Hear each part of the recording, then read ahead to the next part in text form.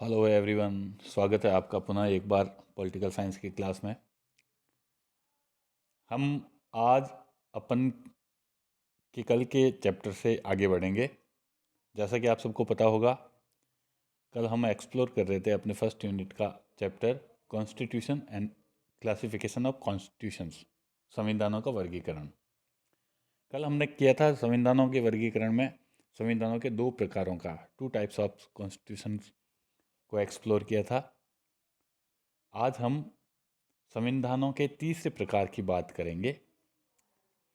संविधानों का तीसरा प्रकार है, वह है लचीला संविधान, flexible constitutions. Flexible constitution mainly क्या होता है?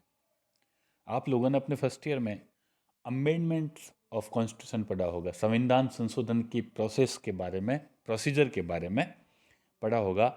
तो आपने उसमें देखा होगा कि संविधान में किसी भी प्रकार का संशोधन करने के लिए अलग अलग देशों में अलग अलग सिस्टम को अडॉप्ट किया गया है। जैसे हम अगर इंडिया की बात करें तो इंडिया में तीन तरह से होता है। एक पहला जो है वह सामान्य बहुमत के साथ, सिंपल मेजोरिटी से संविधान में संशोधन हो सकता है। दूसरा, पार्लियामेंट में 1/3 मेजोरिटी, या जिसको हम स्पेशल मेजोरिटी कह सकते हैं, उससे हो सकता है। उसके बाद पार्लियामेंट की 1/3 मेजोरिटी, उसके बाद स्टेट्स की जो लेजिस्लेटिव असेंबलीज है उनकी 50% मेजोरिटी के साथ अगर कोई भी अमेंडमेंट होता है तो वो पास हो पाता है। इस प्रकार अलग अलग तरीके हैं। इसमें जो साधारण कानून होता है, जो जनरल लॉज होता है, और जो एक संवैधानिक कानून होता है, कॉन्स्टिट्यूशनल लॉ होता है, उनके संशोधन की या अमेंडमेंट्स का जो प्रोसीजर होता है वो अलग अलग होता है। लचीला संविधान वह होता है जिसमें आराम से, बहुत ही आसानी से संशोधन किया जा सके, अमेंडमेंट्स किया जा सकते, एक बहुत साधारण तरीके से। उसमें चाहे सामान्य कानून पारित करना हो, चाहे कोई स्पेशल या संवैधानिक कानून पारित करना हो, दोनों की प्रक्रिया एक सामान्य प्रक्रिया होती है। स्पेशल मेजोरिटी या स्पेशल प्रोसीजर की इसमें जरूरत नहीं पड़ती है। जैसे ब्रिटेन का संविधान इसका बहुत अच्छा उदाहरण है, लचीले संविधान का, फ्लेक्सिबल कॉन्स्टिट्यूशन का। क्योंकि ब्रिटेन में किसी भी तरह के संवैधानिक संशोधन के लिए या सामान्य कानून बनाने के लिए एक सिंपल मेजॉरिटी के साथ प्रस्ताव पारित कर दिया जाता है और वो अमेंडमेंट्स डन हो जाता है। तो इसलिए लचीले संविधान में आसानी से फ्लेक्सिबल हो सके, मोल्ड हो सके, उसको हम लचीला संविधान कहते हैं। लचीले संविधान के जो मेरिट्स हैं, गुण हैं, वो इस प्रकार से हैं। सबसे पहला तो है, ये राजनीतिक प्रगति में सहायक है, हेल्पफुल इन पॉलिटिकल प्रोग्रेस। राजनीतिक प्रकृति में सहायक कैसे है? चूंकि लचीला है, आसानी से इसमें किसी भी तरह का परिवर्तन हम कर सकते हैं। तो समय के साथ जब भी जरूरत पड़ती है तो संवैधानिक संशोधन होते रहते हैं और इसमें पॉलिटिकली प्रोग्रेस होती रहती है, क्योंकि समय के साथ ये आगे समय के अनुसार अपने आप को ढालने में सक्षम होता है।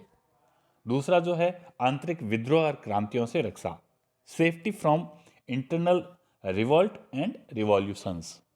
क्रांतियों से या रिवॉल्यूशन से ये कैसे सेफ रहता है? इसका कारण यह है कि किसी भी तरह के परिवर्तन को ये आसानी से एक्सेप्ट कर लेता है। जनता की किसी भी तरह की मांग को ये मांग सकता है, क्योंकि सिंपल मेजोरिटी के साथ इसमें परिवर्तन होकर वह उसी तरीके से ढल जाता है। तो जनता की मांगों को ये दरकिनार नहीं करता और उसके अनुसार ढलने से जनता ना तो विद्रोह पे जाती है ना क्रांति पे जाती है। तीसरा, परिस्थितियों के अनुकूल, अकॉर्डिंग टू कंडीशंस। लचीला संविधान हमेशा परिस्थितियों के अनुकूल होता है।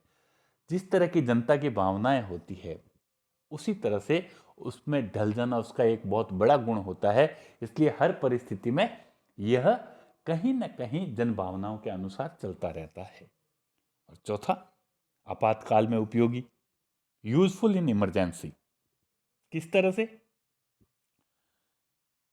देश के सामने जब भी कोई इमरजेंसी आती है, उस इमरजेंसी के अनुसार अगर आपातकाल में अगर कोई भी डिसीजन लेना पड़े तो देश की सरकार आसानी से वह डिसीजन ले सकती है।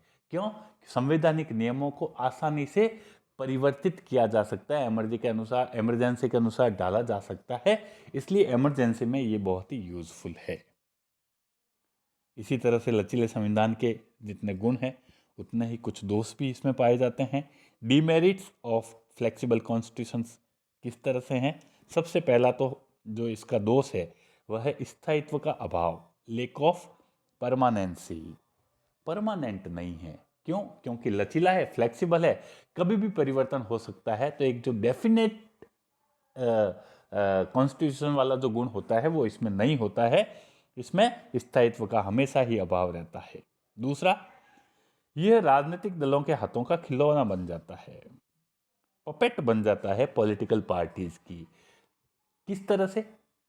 जब भी देश में कोई सरकार चेंज होती है, आज एक्स राजनीतिक पॉलिटिकल पार्टी की गवर्नमेंट है, कल को वाई पॉलिटिकल पार्टी की गवर्नमेंट आएगी, देन क्या होगा? नई गवर्नमेंट जो बनेगी, क्योंकि फ्लेक्सिबिलिटी इतनी होती है कि वह उसको अपने अनुसार परिवर्तित कर सकती है और इस तरह से अलग अलग पॉलिटिकल पार्टीज अपने लाभ के अनुसार, अपने प्रॉफिट के अनुसार उसको मोल्ड करती जाती है। ये इसका बहुत बड़ा एक दोष है। तीसरा, आम जनता के लिए अनुपयुक्त है, अनसुटेबल टू द पब्लिक। अब पब्लिक के लिए अनसुटेबल कैसे है? पब्लिक के लिए अनसुटेबल ऐसे है कि जब भी कोई कानून बनता है, देश में कोई भी लॉ बनता है, तो पब्लिक उसको समझती है और उसके अनुसार एक्ट करने लगती है, उसके अनुसार अपने आप को ढालती है। लेकिन फ्लेक्सिबल कॉन्स्टिट्यूशन में एक ये दोष होता है, क्योंकि वो फ्लेक्सिबल होता है। कई बार एक कानून आज बना, पता चलता है जब तक पब्लिक उसको पूरी तरह से अडॉप्ट भी नहीं कर पाए, समझ भी नहीं पाए, तभी पता चलता है कि अरे ये लॉ तो अभी चेंज हो गया, या उसमें कुछ अमेंडमेंट्स हो गया, या उसमें कुछ परिवर्तन हो गया, संशोधन हो गया। तो जनता उसको समझ ही नहीं पाती है, उससे पहले ही चेंजेस हो जाते हैं। इसलिए जनता हमेशा आशंकित रहती है कि एक्स कानून आया है, एक्स लॉ आया है, एक्स जो अमेंडमेंट है वो कितने दिन तक रहेगा, या यही कानून अपने नए रूप में कभी भी आ सकता है। तो फैमिलियर नहीं हो पाती जनता, इसलिए उसके लिए अनसुटेबल कहा गया है। चौथा जो इसका दोष है वो आप देखेंगे, ये संघात्मक शासन के लिए अनुपयुक्त है, unsuitable for the federal government. अब सबसे पहले तो संघात्मक शासन आपने पढ़ा है फर्स्ट ईयर में। संघात्मक शासन क्या होता है? संघात्मक शासन वो होता है जहां पर कोई भी देश दो तरह की गवर्नमेंट्स में डिवाइड होता है। एक तो सेंट्रल गवर्नमेंट होती है और एक स्टेट गवर्नमेंट होती है। यूनियन गवर्नमेंट अलग होती है और स्टेट गवर्नमेंट अलग होती है, वो फेडरल सिस्टम है। तो फेडरल सिस्टम या फेडरल गवर्नमेंट होती है, उसके लिए ये अनसूटेबल है। क्यों? क्योंकि कॉन्स्टिट्यूशन में हमेशा ही केंद्र सरकार और उसके यूनिट्स जो स्टेट्स हैं, उनके जो पावर्स और ड्यूटीज़ है वो सीमित कर दिए जाते हैं और वे अपने अधिकार क्षेत्र के बाहर कानून नहीं बना सकते। तो इसके लिए फ्लेक्सिबल अगर कॉन्स्टिट्यूशन होगा तो वो कहीं ना कहीं ऐसी फेडरल सिस्टम के लिए सूटेबल नहीं होगा। तो इस तरह से हमने जो तीसरा प्रकार है संविधानों का, लचीला या फ्लेक्सिबल कॉन्स्टिट्यूशन, वो पढ़ा, उसके गुण दोष देखे। इसी में चौथा जो प्रकार है वह है कठोर संविधान। अब ये कठोर संविधान क्या है? Rigid constitution. ये सीधे सीधे लचीले संविधान का अपोजिट है। लचीला होगा उसका अपोजिट होगा कठोर संविधान। कठोर संविधान क्या होता है? इसका अपोजिट सीधा ये हो गया। कठोर संविधान वह होगा जिसमें परिवर्तन आसानी से नहीं किया जा सकता हो, जिसके अमेंडमेंट्स का प्रोसेस या प्रोसीजर इतना कठोर हो कि उसमें परिवर्तन करने के लिए एक स्पेशल प्रोसीजर को अडॉप्ट करना पड़ता है। स्पेशल मेजॉरिटी के साथ ही वह अमेंडमेंट हो पाता है, परिवर्तन हो पाता है। इसलिए कठोर संविधानों में आसानी से परिवर्तन नहीं किया जा सकता हो, ऐसा संविधान कठोर संविधान या रिजिड कॉन्स्टिट्यूशन कहलाता है। अमेरिका का संविधान जो है वह इसका बहुत ही अच्छा उदाहरण है। अमेरिका का संविधान बहुत कठोर है और आज तक संविधान बनने के 225 सालों के बाद भी उसमें बहुत कम संविधान संशोधन हो पाए हैं। कठोर संविधान के गुण या मेरिट्स ऑफ रिजिड कॉन्स्टिट्यूशन की हम बात करेंगे। सबसे पहला इसका जो गुण है वह है सरकार की शक्तियों को सीमित करना। क्योंकि कठोर संविधान में सारी बातें रिटन होती है, लिखित होता है, इसलिए सरकार के क्या पावर्स हैं वो पहले से ही उसमें लिख दिए गए हैं, निश्चित कर दिए गए हैं, और उसके बियॉन्ड, उसके बाहर गवर्नमेंट नहीं जा सकती।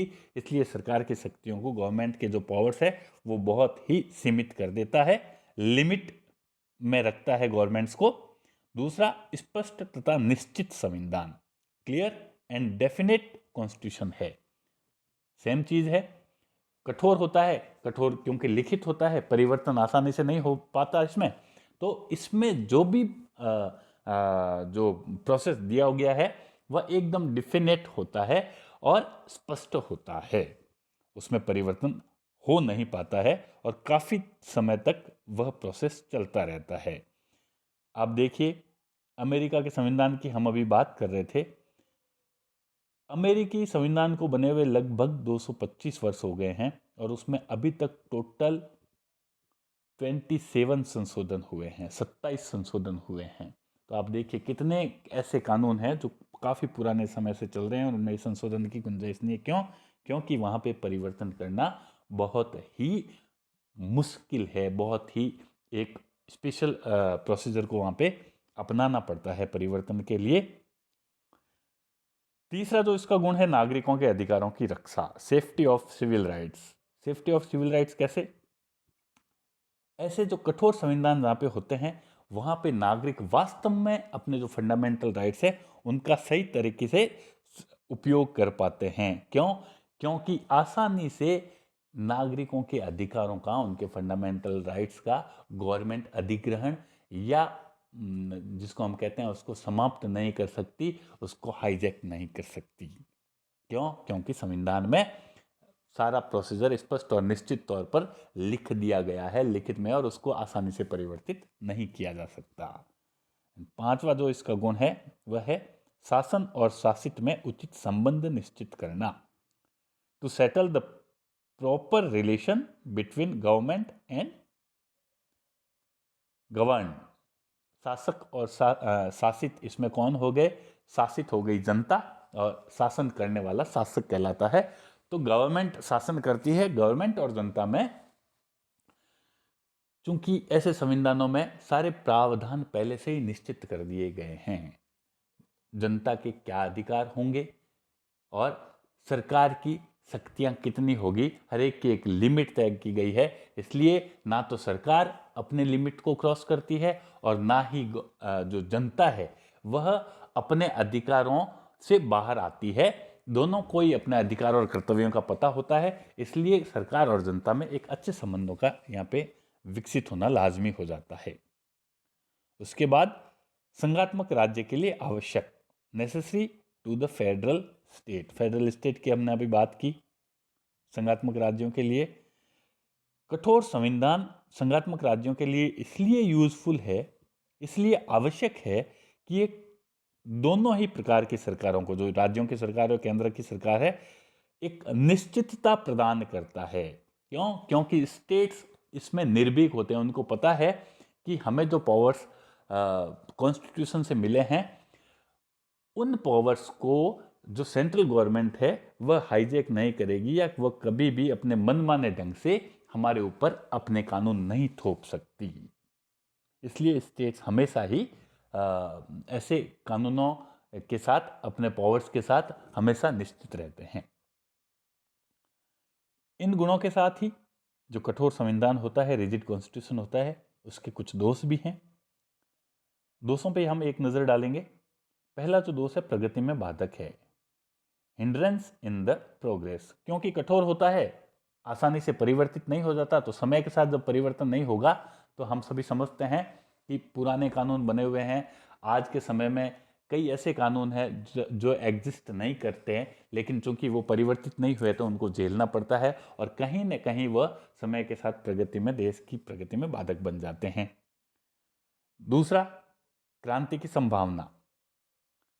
समय के साथ जनता की आकांक्षा बढ़ती है, जनता कुछ और चाहती है, लेकिन चूंकि जो संविधान कठोर होते हैं उनमें परिवर्तन जनता की आकांक्षा के अनुरूप इतनी आसानी से नहीं हो पाता, तो कहीं न कहीं वह जो परिवर्तन की लालसा है वह जनता को क्रांति के मार्ग पर धकेल सकती है। क्रांति या रिवॉल्यूशन की जो पॉसिबिलिटीज है वो यहाँ पे बढ़ जाती है।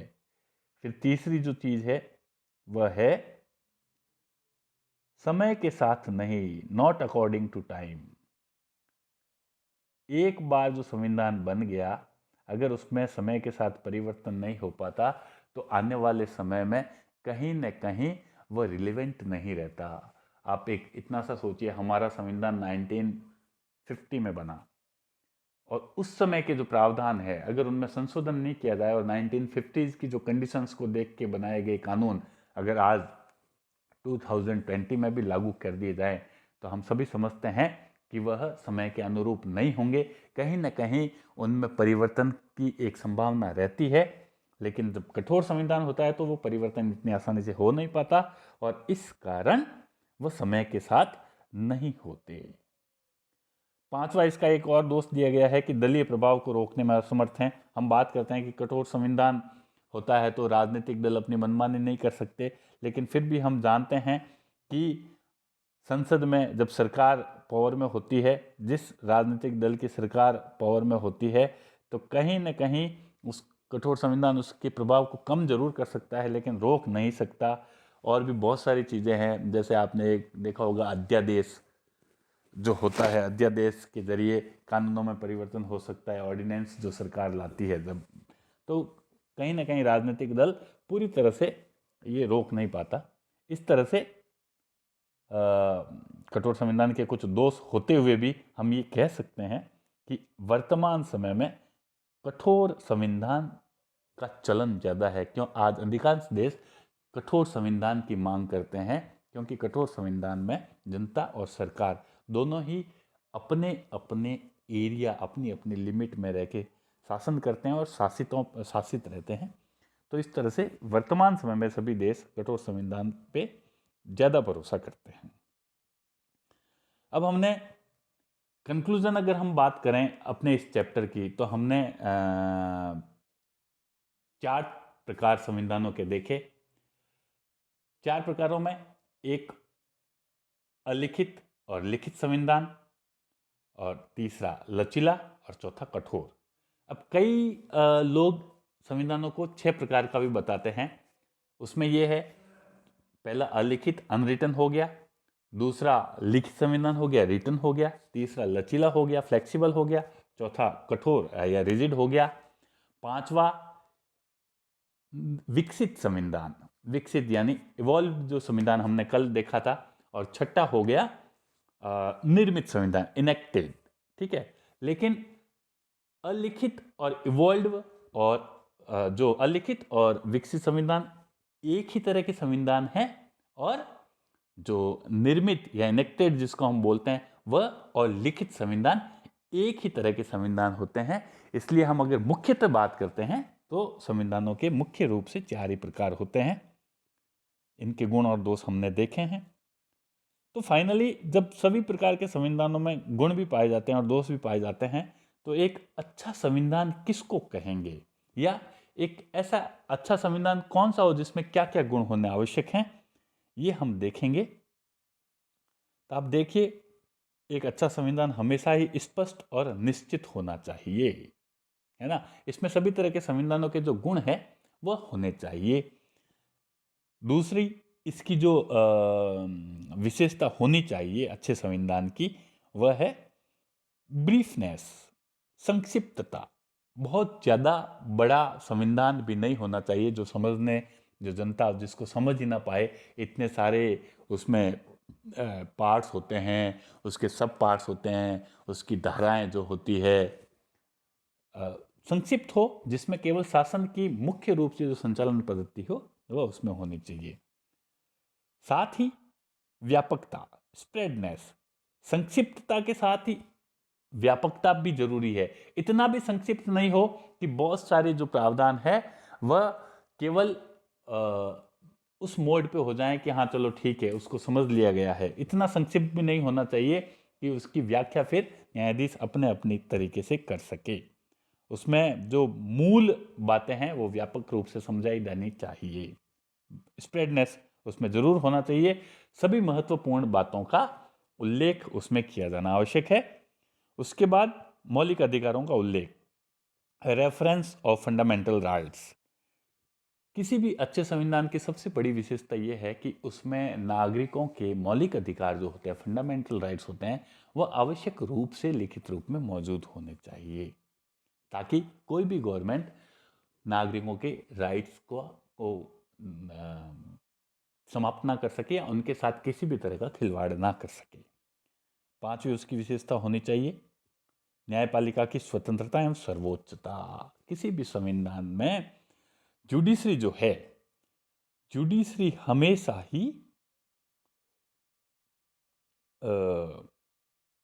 सुप्रीम होनी चाहिए, सुपरमैसी होनी चाहिए, लिबर्टी मिलनी चाहिए, क्योंकि अंतिम जो पावर होता है संविधान को समझने का या करने का, वो जुडिशरी के पास होना चाहिए। अगर गवर्नमेंट के पास हुआ, लेजिस्लेचर या एग्जीक्यूटिव के पास हुआ, तो वो कहीं ना कहीं देश के नागरिकों के लिए हितकर नहीं होगा।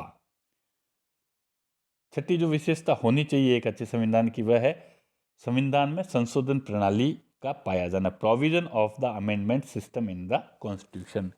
संविधानों में ही संशोधन की प्रक्रिया का भी उल्लेख होना चाहिए कि जरूरत पड़ने पर अगर किसी कानून में परिवर्तन है तो परिवर्तन किस प्रोसेस के आधार पर किया जाएगा, ये प्रोसेस संविधान में आवश्यक रूप से उल्लेखित होना चाहिए। आपातकाल के उपबंध, इमरजेंसी प्रोविजन होना चाहिए। इमरजेंसी में संविधान का स्वरूप कैसा होना चाहिए, ये संविधान द्वारा ऑलरेडी डिसाइड कर दिया जाना चाहिए, संविधान में ही इसकी व्याख्या कर दी जानी चाहिए, ताकि गवर्नमेंट इसको अपने हिसाब से ना ले सकें। उसके बाद नीति निर्देशक तत्व उसमें होने चाहिए, जो provision of the directive principles होने चाहिए, ताकि सभी नागरिकों के विकास के लिए वो संविधान एक अच्छी भूमिका अदा कर सके, एक अच्छा रोल प्ले कर सके।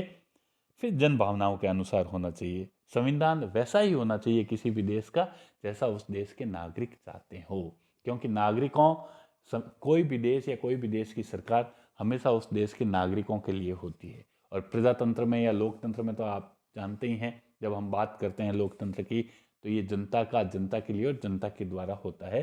तो जब जनता का और जनता के लिए शासन है, तो संवैधानिक जो प्रावधान हैं वो भी जनता के हिसाब से ही होने चाहिए। इन सारी विशेषताओं से युक्त संविधान को हम एक अच्छा संविधान कह सकते हैं। इंग्लिश मीडियम के स्टूडेंट्स के लिए एज इट इज़ हमने नोट्स इसमें मैंने डाले हैं। फ्लेक्सिबल कॉन्स्टिट्यूशन की जो है वही कि किसको हम बोलेंगे, तो जिसमें अमेंडमेंट्स प्रोसेस बहुत इजी हो, वो फ्लेक्सिबल होता है। उसके बाद उसकी मेरिट्स है, डीमेरिट्स है। उसके बाद रिजिड कॉन्स्टिट्यूशन है, जिसमें अमेंडमेंट्स आसानी से नहीं हो पाता, स्पेशल मेजोरिटी की और एक स्पेशल प्रोसेस की ज़रूरत पड़ती हो, तो उसको हम रिजिड बोलेंगे। इसकी मेरिट्स एंड डीमेरिट्स यहाँ पे डाली हुई है।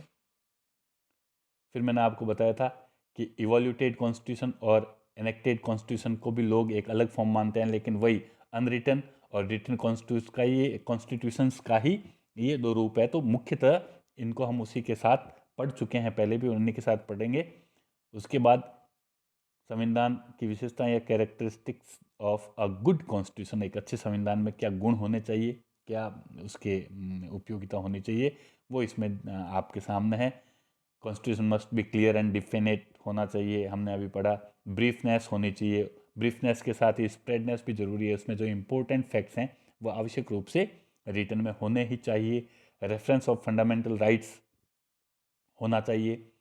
Provision of the amendment system, अभी मैंने बताया आपको कि संविधान के अंदर ही अमेंडमेंट्स कैसे हो पाएगा, उसका प्रोविज़न संविधान के अंदर ही हो। एमरजेंसी में संविधान कैसे रिएक्ट करेगा, सरकार के क्या कार्य रहेंगे, वह संविधान के अंदर उल्लेखित होना ही चाहिए, रिटर्न में होना चाहिए। Provisions of directive principles and safeguards of minorities. Safeguard of minorities ये एक बहुत अच्छा है। अल्पसंख्यकों की सुरक्षा के प्रावधान इसमें जरूर होने चाहिए। संविधान देश में रहने वाले सभी अल्पसंख्यकों को किस तरह से सुरक्षा प्रदान करेगा, ये होना चाहिए। And then welfare of public, public के लिए वेलफेयर का कार्य करे, ऐसा संविधान एक अच्छा संविधान या गुड कॉन्स्टिट्यूशन कहा जाता है। ओके स्टूडेंट्स, तो मैं समझता हूँ कि आपके लिए आज का ये जो चैप्टर है वो यूज़फुल रहा होगा। अगेन किसी भी तरह की क्वेरी डाउट्स के लिए आप मेरे को कांटेक्ट कर सकते हैं, मैसेज कर सकते हैं। Fine, thank you, good night.